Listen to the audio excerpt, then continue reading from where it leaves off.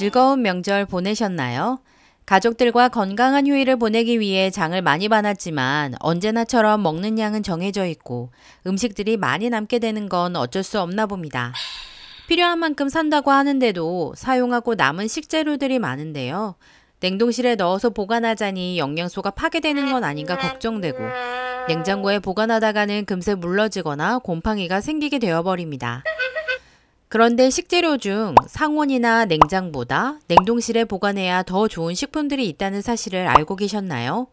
어떤 음식들은 냉동실에 얼리면 단순히 보관 기간만 연장해 주는 것뿐만 아니라 우리 몸에 이로운 성분들이 더욱 증가한다고 합니다. 오늘의 영상을 끝까지 보신다면 냉동실에 보관하고 섭취하면 효능이 더 좋은 음식들을 공유할 테니 여러분에게도 꼭 도움이 되셨으면 좋겠습니다. 냉동실에 보관하면 좋은 식재료 첫 번째는 팽이버섯입니다. 팽이버섯은 양배추의 2배에 달하는 식이섬유가 들어있어 포만감이 크면서도 열량이 낮고 몸속 콜레스테롤 수치를 낮춰주며 혈액순환에 도움을 준다고 합니다.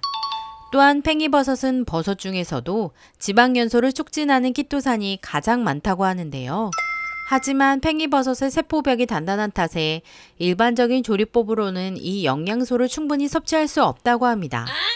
그러나 얼리면 팽이버섯의 단단한 세포벽이 갈라지며 세포 속의 성분이 쉽게 우러나와 훨씬 영양가 높게 섭취할 수 있다고 합니다. 팽이버섯의 밑둥을 자른 뒤에 세척해 물기를 말린 뒤 먹을 만큼 소분해서 냉동 보관했다가 해동하지 않고 국 끓이기 전에 바로 꺼내어서 얼은 상태로 끓고 있는 국에 넣으면 무른 식감의 팽이버섯이 아닌 꼬들꼬들한 그대로의 식감을 가지고 섭취할 수 있다고 합니다. 냉동실에 보관하면 좋은 식재료 두 번째는 브로콜리입니다. 십자화과를 대표하는 채소 중 하나인 브로콜리는 비타민C와 베타카로틴 등 항산화 물질을 비롯하여 칼륨과 엽산 등의 체내에 유익한 영양성분들 함량이 탁월한 슈퍼푸드로 소문이 나 있죠. 이러한 브로콜리를 섭취하는 것은 신선한 상태로서 먹는 것이 가장 좋은 방법이긴 하지만 얼려서 먹어도 영양소들이 손실되지 않고 효과적으로 섭취할 수 있다고 합니다. 냉동 과정에서 수분이 빠져나가게 되고 브로콜리의 영양성분들이 더욱 응축됨으로써 나타나는 효과라고 하는데요. 여러 연구에 의하면 브로콜리를 얼려서 먹게 될 경우 브로콜리의 탁월한 성분들인 비타민C와 비타민 B군 계열의 영양소들이 훼손되지 않고 효율적으로 섭취할 수 있다는 연구 결과가 발표되기도 했습니다. 한입 크기로 자른 브로콜리를 찜기에 찌거나 살짝 데쳐서 냉동 보관했다가 사용하셔도 되고 세척해서 냉동했다가 먹기 전에 데쳐서 사용하셔도 됩니다. 개개인의 취향이니 취향에 맞게 사용하시면 될 것 같습니다. 냉동실에 보관하는 좋은 식재료 세 번째는 두부입니다. 밭에서 나는 소고기라 불리는 단백질 덩어리죠. 콩을 갈아 만든 두부에는 식물성 단백질과 칼슘, 철분 등의 무기질, 식이섬유가 풍부하게 함유되어 있는데요.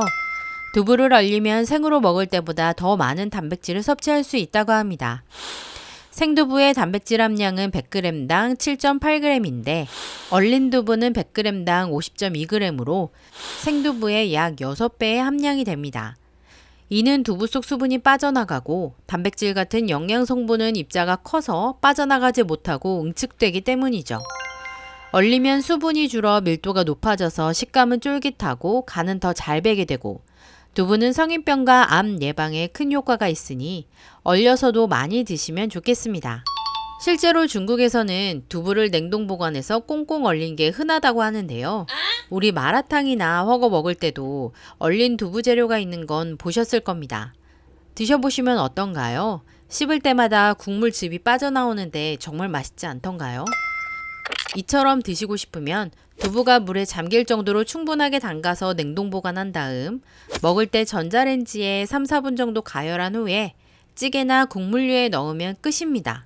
또 다른 방법으로는 상온에 해동된 두부를 꾹 눌러서 물기를 짠 다음에 조림이나 볶음의 재료로 사용하면 스펀지처럼 생긴 표면으로 인해 간이 쏙쏙 잘 배어서 감칠맛 있고 풍미가 살아나는 요리가 완성된답니다. 냉동실에 보관하면 좋은 식재료 네 번째는 블루베리입니다.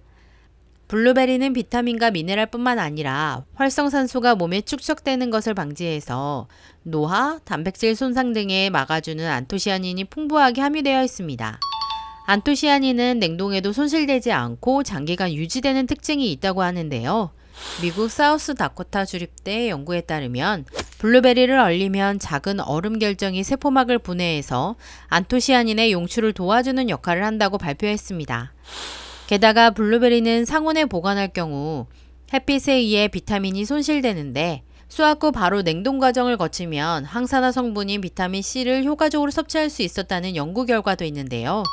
블루베리, 체리, 딸기, 포도처럼 안토시아닌이 다량으로 함유된 과일은 얼려서 먹으면 안토시아닌 섭취를 늘릴 수 있다고 합니다. 씻어서 소분한 블루베리는 바쁜 아침에 우유와 같이 갈아 먹으면 든든한 한 끼가 될 수 있겠죠. 또 얼음과 같이 갈면 건강하고 맛있는 디저트로도 변신하기도 한답니다. 냉동실에 보관하면 좋은 식재료 5번째는 쌀밥입니다.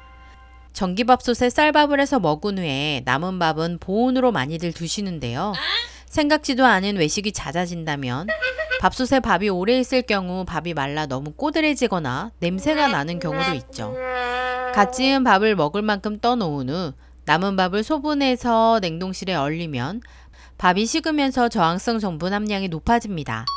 보통의 전분은 소화되면 포도당 형태로 흡수되지만 저항성 전분은 식이섬유처럼 작용하고 대장에서 분해돼 효과적으로 칼로리가 낮아진다고 합니다. 밥솥에서 시간이 지난 밥은 밥맛도 떨어지는데 냉동실에 얼린 밥을 먹기 전에 전자레인지에 데워 먹으면 갓 지은 밥처럼 맛도 좋고 저항성 전분도 섭취할 수 있는 데다 전기료도 많이 나오는 전기밥솥 사용량도 줄일 수 있는 장점도 있으니까 일석삼조이죠. 이 밖에도 체리나 아보카도, 단호박도 얼렸다가 섭취하시면 영양상 이점을 효율적으로 섭취할 수 있다고 하니 냉장실에 있다면 주저 말고 냉동실로 옮기면 좋을 것 같습니다. 냉동할 때는 공기를 최대한 차단해서 신선할 때 급속 냉동. 냉동식품 해동 후 다시 냉동하지 마시오 라는 문구를 본 적이 있을 텐데요. 식품을 얼리면 세균들이 모두 죽을 거라 생각하지만 죽는 것이 아니라 증식을 억제할 뿐 완전히 없어지는 것은 아니라고 합니다. 냉동 후에 해동하였을 때는 더욱 빠르게 세균들이 증식할 수 있기 때문에 냉동과 해동을 여러 번 반복하면서 하게 되면 냉동, 해동하는 과정에서 박테리아가 계속적으로 증식하게 되고 이는 식중독과 같은 질병을 유발할 수 있습니다. 그러니 냉동을 할 시에는 1차적으로 손질을 한 후에 소분하여 한 번 먹을 양으로 보관하는 것을 추천드립니다. 냉동하는 방법만큼 해동하는 방법도 중요한데요. 가장 안전한 해동법은 냉장 해동입니다. 미리 필요한 재료들은 하루 전에 냉동실에서 냉장실로 옮겨 해동하시거나 상온에서 해동할 경우 빠른 시간 내에 사용할 것을 추천한다고 합니다. 음식에 따라 다르겠지만 얼린 식재료라고 해도 한 달 이상 보관하는 것은 신선도에 문제가 생길 수 있으니 주의하셔야 되며 6에서 12개월 이상 냉동 보관된 식재료는 건강을 위해서 폐기하는 것이 좋겠습니다. 길었던 연휴 동안 먹고 남은 음식들 냉장고 또는 냉동실에 꽉 차 있다면 정리의 시간, 비움의 시간을 가져보는 것도 좋을 것 같습니다. 오늘의 영상이 도움이 되셨다면 구독, 좋아요 부탁드립니다. 감사합니다.